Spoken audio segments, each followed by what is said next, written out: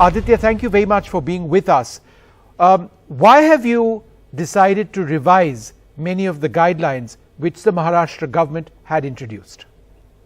We've just had a meeting in the afternoon to review some certain guidelines that we have issued yesterday. But for us, what comes first and really matters the most is safety of the citizens, be it staying here or traveling to and from our state.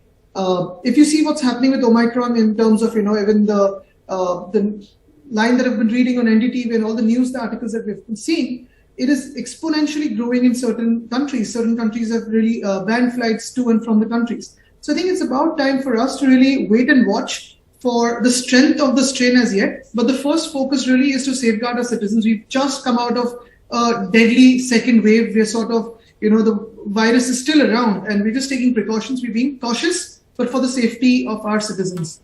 Okay, so let's just go through a couple of these tests. Mandatory RT-PCR testing on all international travelers at Mumbai airport. Will this be required? No, so you would see the new guidelines, the revised guidelines that we have just done in consultation with the airport, the police, the doctors and the Chief Minister in about 1 hour's time. That will be the revised guidelines that will come out, which looks at the convenience of the passengers. But yes, we are being slightly firm and strict on certain safety measurements and requirements in terms of the high-risk countries. So that is what we are really looking at. And by high risk, I wouldn't be able to divulge much of the revised guidelines before it is published, really. And what about the high-risk countries? By high-risk, I asked the word high-risk as opposed to at-risk, because at-risk was what the centre actually said, they referred to that. But by high-risk, are you referring to countries in South Africa which have had the maximum impact thus far of Omicron?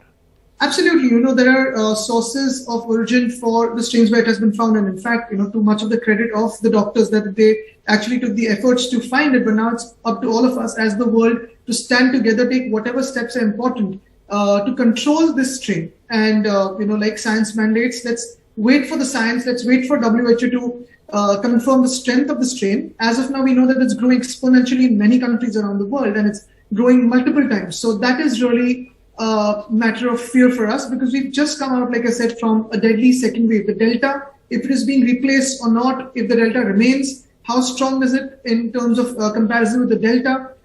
Finally, we do not want people on hospital beds. We do not want people on oxygen. And that's why we're taking necessary precautions to prolong as much as possible in terms of the entry of the Omicron into Maharashtra.